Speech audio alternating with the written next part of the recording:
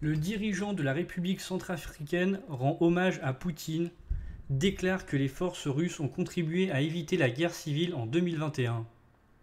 Le président de la République centrafricaine, Faustin Archange Touadéra, a salué vendredi les relations de son pays avec la Russie et a déclaré que le Kremlin avait contribué à sauvegarder la démocratie de son pays et à éviter une autre guerre civile après l'assaut lancé par les forces rebelles sur la capitale, Bangui, en janvier 2021.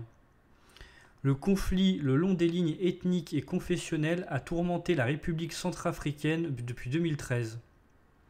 En 2017, le Conseil de sécurité des Nations Unies a levé l'embargo sur les armes à destination de la République centrafricaine et a accepté le déploiement de 175 formateurs russes pour l'armée locale.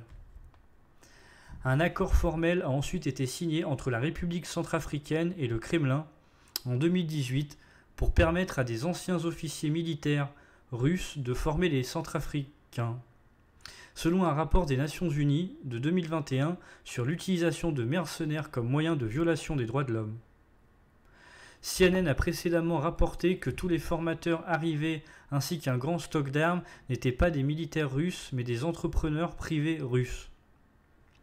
Les États-Unis, l'Union européenne, la France et plusieurs panels d'experts des Nations Unies ont tous signalé que le groupe Wagner était présent et opérait en République centrafricaine.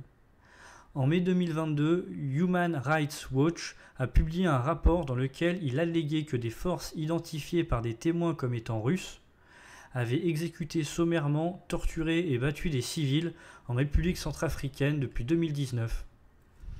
Le rapport, qui se base sur des entretiens avec 40 personnes, dont 10 victimes de violences et 15 témoins, détaillait des abus prétendument commis par des hommes à la peau blanche parlant russe et portant des vêtements kaki beige et utilisant des armes de qualité militaire. Citant des preuves provenant de plusieurs gouvernements occidentaux, d'experts des Nations Unies et de rapporteurs spéciaux, HRW a attribué les crimes, c'est le dirigeant sud-africain, a attribué les crimes à des forces liées à la Russie opérant en République centrafricaine, y compris un nombre important de membres du groupe Wagner, qui est une entreprise privée de sécurité militaire liée au gouvernement russe. CNN a contacté le gouvernement de la République centrafricaine pour obtenir une réaction au rapport de HRW. Ah non, c'est Human Rights, c'est l'association. À l'époque, le Kremlin et le chef du groupe Wagner, Yevgeny Prigojine, ont nié tout lien avec le groupe de mercenaires. Voilà, donc HRW, c'est l'association Human Rights Watch.